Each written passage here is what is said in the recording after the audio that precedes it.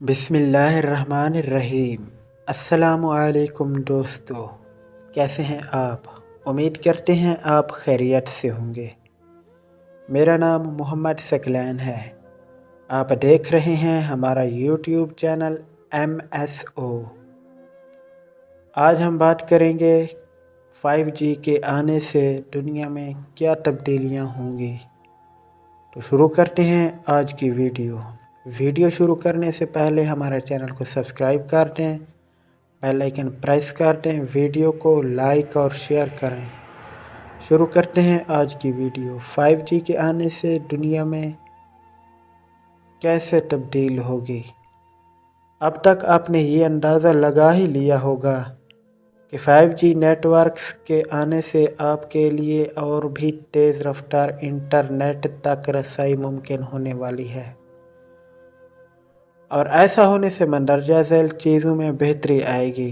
High definition یعنی بہترین quality voice اور ویڈیو کالز کر پانا، آن لائن ویڈیوز کو بھی بفرنگ کے وقت کے بغیر اعلیٰ کوالٹی میں دیکھ پانا، آن لائن گیمز کھیلتے وقت سست انٹرنیٹ کی وجہ سے دوسروں سے پیچھے نہ رہ جانا۔ بین الاقوامی تنظیم انسٹی ٹیوٹ of electrical and electronics engineers IEEE کے سینئر ممبر خالد مختار کہتے ہیں کہ 5ویں جنریشن 3 بڑی تبدیلیاں لائے گی۔ ایک تو اس سے انٹرنیٹ کی سپیڈ بہت تیز ہو جائے گی، جس سے آن لائن ویڈیو ایڈیٹنگ اور مشترکہ طور پر کام کرنا آسان ہو جائے گا۔ دوسرا، ان کے مطابق لیمیٹنی یعنی آپ کی انٹرنیٹ ڈیوائس سے منزل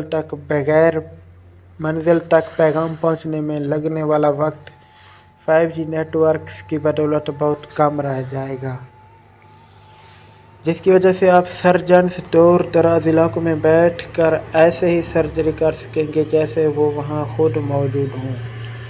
ورچوئل ریئلٹی کے ذریعے سپورٹس کھیلی جا سکیں گی، جبکہ اسی طرح دیگر کئی کام کیے جا سکیں گے۔ اس کے علاوہ ان کا کہنا تھا کہ مشینوں سے کنیکشن میں بہتری آئے گی، جس سے انٹرنیٹ آف تھنگز IoT کے میدان میں بہت زیادہ ترقی متوقع ہے۔